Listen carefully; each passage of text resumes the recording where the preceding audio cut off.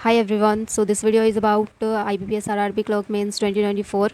तो इस वीडियो में मैं शेयर करूंगी कि मेरा एग्ज़ाम एक्सपीरियंस कैसा रहा और मैंने कितने अटैम्प्ट किए। तो मेरा एग्ज़ाम सेकंड शिफ्ट में था। पता नहीं अपने स्टेट में कितने शिफ्ट थे, पर रिपोर्टिंग टाइम 1 PM था। और पहले ही बता देती हूँ कि ये एग्ज़ाम मेरा बहुत गंदा गया है और जैसा सोची थी वैसा बिल्कुल भी नहीं हुआ। तो खुद से काफ़ी डिसअपॉइंटेड हूँ। और चलो बता देती हूँ सब्जेक्ट वाइज़ कितने अटैम्प्ट्स रहे। मैं ज़्यादा डिस्कस नहीं करूँगी बिकॉज़ बिल्कुल मन नहीं है ज़्यादा कुछ बोलने को। तो सबसे पहले रीजनिंग का सेक्शन आया, तो रीजनिंग वाज इजी। तो इसमें मैं बनाई 35 क्वेश्चन। जो डेटा सफिशिएंसी था और कुछ मिसलेनियस क्वेश्चन थे वो नहीं बन पाया, टाइम अप हो गया था।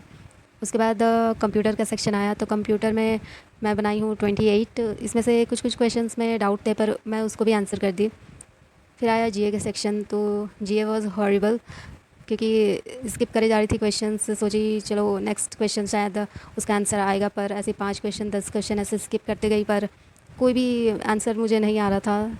लास्ट में जाके 2-3 क्वेश्चन मिले, बस वही मुझे आ रहा था। और बस किसी तरह मैं इसमें 5 क्वेश्चन अटैम्प्ट की और मुझे याद था क्वेश्चन, तो घर पे आके गूगल पे सर्च की तो उसमें भी 2 गलत हो गए। तो मार्क्स बन रहे हैं 2.5 ओनली। अब क्या ही बोलूँ इस पर।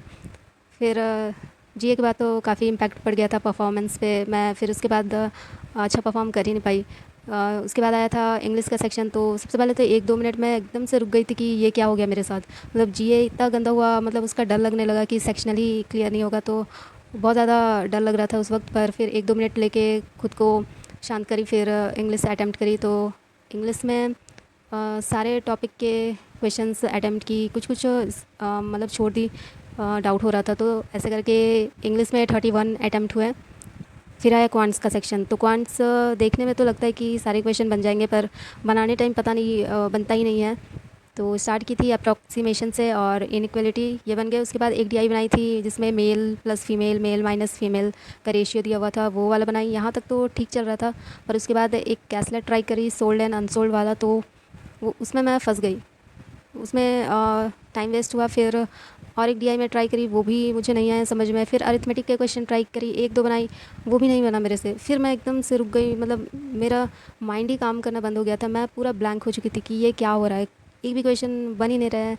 तो मैं फिर थोड़ा 1 मिनट तो रुक ही गई कि खुद को शांत करती हूँ, फिर उसके बाद ट्राई करती हूँ। तो उसके बाद फिर अरिथमेटिक के क्वेश्चन ट्राई करी, तो 2 क्वेश्चन बने।